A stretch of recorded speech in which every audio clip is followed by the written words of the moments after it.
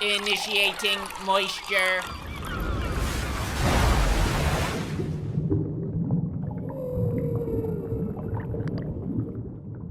Welcome to the Moist Meter. Today we're taking a look at Shang-Chi, The Legend of the Ten Rings. It's a new Marvel movie, and as I've said in the past, I don't really get excited for Marvel shit anymore. I find it to always be enjoyable when I do watch it, but it's hard to get like hyped up about it, like fucking pumping my fist in the air like, yeah, more Marvel.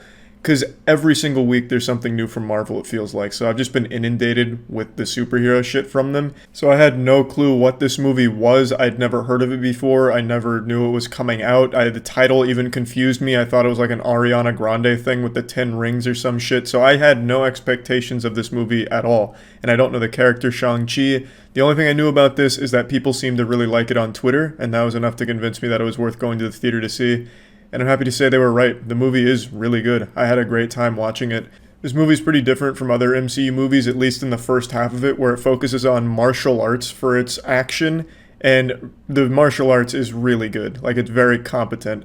I've talked about this before, but I grew up on martial arts movies. When I was a kid, I would watch the shit out of every Jet Li and Jackie Chan movie possible. I was importing fucking Jackie Chan VHS tapes. Well, not me personally, because I was like 8 years old, and I didn't know how to use the internet or how to like import things. I just knew how to piss my pants and cry. So my parents would get like these VHS tapes of Jackie Chan. A lot of them weren't even like English dubbed, so I wouldn't even understand the dialogue, but I would understand the ass beating that I was watching. So martial arts movies, probably the most like sentimental genre to me, and I have the softest spot for it. I love martial arts movies. I think they're extremely entertaining. They're just absolutely a joy to watch, and Shang-Chi does a great job with all of its martial arts fighting scenes. I mentioned it's only in the first half though, like where it really shines, and that's because in the second half of the movie, it focuses more on your standard MCU shit, which isn't necessarily a bad thing because it looks good and it still is really cool to watch. But I have to say I was a bit disappointed because the first half has all this great martial arts action with like a camera that just sits there and lets you like soak in the good choreography and the martial arts. There's even like moments where I got Jackie Chan vibes where Shang-Chi, he gets his jacket ripped off, he uses his jacket as a weapon, he puts his jacket back on, takes his jacket back off, whips someone's dick hole right off with it, puts his jacket back on. Like, it was really cool. The martial arts was great. And then in the second half, it completely gets overshadowed by your standard like superhero stuff. All of a sudden then you get introduced to like magical items and magical things and a big spectacle of CGI, and there is no martial arts left. And like I said, it's not bad because it still looks good, it is still entertaining, but it is disappointing to go from like this really cool, martial arts where you can feel like the impact, you can see like a lot of the cool influences from like Jackie Chan's timeless work kind of put in there and then thrown away for the second half.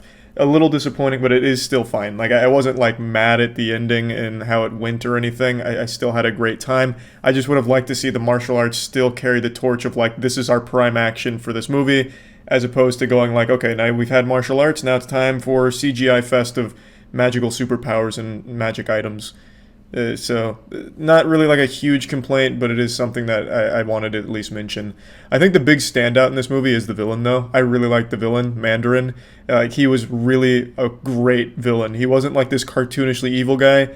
And I know I've said this about quite a few villains now, but it seems like movies are finally starting to get it, that people don't really like the cartoonishly evil, dumb, stupid numbnuts that isn't like a relatable or understandable character.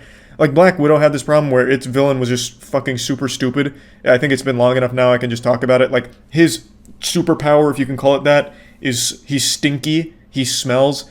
So when he gets smelt, he can no longer be damaged by the person that smells him. Like, that's super dumb. Like, that's really dumb, and the character didn't have, like, an emotional story. I didn't like anything about that guy.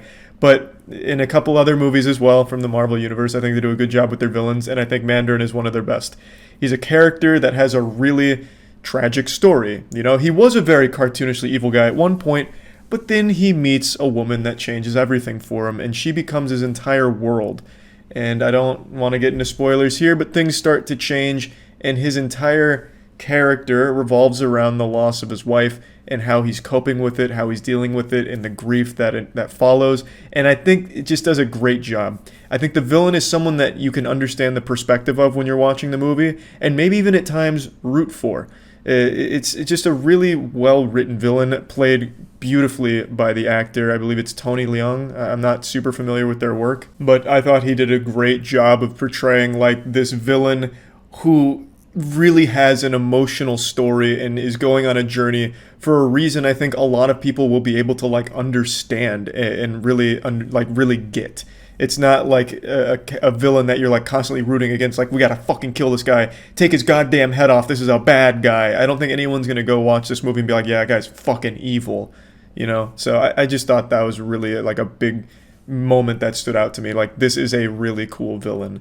And the other characters are fine too. I think Shang-Chi was done really well, mainly because they were just like a super fucking turbo badass for the whole movie. I also like Awkwafina's character as the comic relief, though she's not like an annoying comic relief. She's there to make jokes sometimes, but also be serious when it's needed too. So it's not like too much or anything. But there is a character that I would like to talk about a little bit more, and that's Shang-Chi's sister in this movie.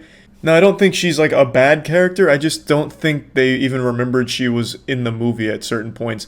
When she is on screen, she's usually putting fist to asshole. Like, she is going hard. She's beating a lot of dudes up, and it looks great.